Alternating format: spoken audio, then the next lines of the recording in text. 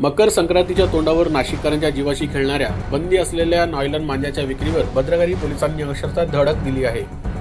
जीव घेतो, विजेच्या तारांवर आग लावतो, पक्ष्यांचे बळी घेतो असा कुप्रसिद्ध नायलॉन मांजा विक्रीस ठेवणाऱ्या विक्रेत्याला गुन्हे शोध पथकाने रंगे हात पकडून मोठा साठा जप्त केला आहे. नायलॉन मांजा हा काचेच्या कोटिंगमुळे अत्यंत धारदार व प्राणघातक बनतो. नाशिकमध्ये गेल्या काही दिवसात अशा मांजांमुळे दुचाकीस्वार जखमी, शाळकरी विद्यार्थी सापळ्यात तर पक्ष्यांचे मृत्यू वाढले आहेत. विजेच्या तारावर हा मांजरा आदळून शॉर्ट सर्किट, आग लागणे, वीजपुरवठा खंडित होणे असे गंभीर प्रकार वारंवार घडतात. पोलीस आयुक्त संदीप कर्णिक यांनी या मांजावर कठोर मनाई आदेश जारी केले आहे. त्या अनुषंगाने परिमंडळ 1च्या पोलीस उपायुक्त श्रीमती मोनिका राऊत व सहाय्यक पोलीस आयुक्त सुधाकर सुरडकर यांनी नायलॉन मांजाचे निर्माते, साठेबाज विक्रेते कुणालाही सोडू नका असे स्पष्ट आदेश दिले आहेत. याच आदेशाचा प्रतिसाद देत भद्रकाली पोलीस ठाण्याचे वरिष्ठ पोलीस निरीक्षक राकेश चौधरी व पोलीस निरीक्षक अशोक शर्माळे यांनी गुन्हे शोध पथकाला विशेष मोहीम राबवण्याचे निर्देश दिले आहे.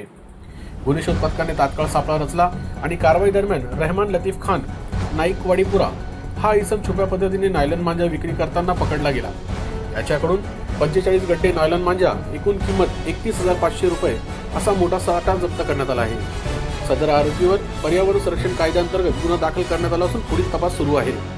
कारवाई करणारे शूर अधिकारी व कर्मचारी ही संपूर्ण धडक कारवाई पोलीस आयुक्त संदीप कर्णिक, मोनिका राऊत, सुधाकर सुरडकर यांच्या आदेशानुसार वरिष्ठ पोलीस निरीक्षक राकेश चौधरी, अशोक शर्माळे यांच्या मार्गदर्शनाखाली सहाय्यक पोलीस निरीक्षक सत्यावन पवार, सतीश साळुंके, कय्यूम सय्यद, निलेश विखे, अविनाश शेटे, नारायण गवळी यांनी अंमलात आणली आहे.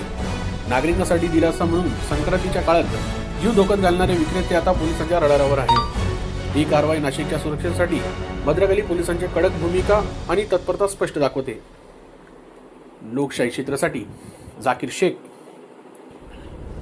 नाशिक.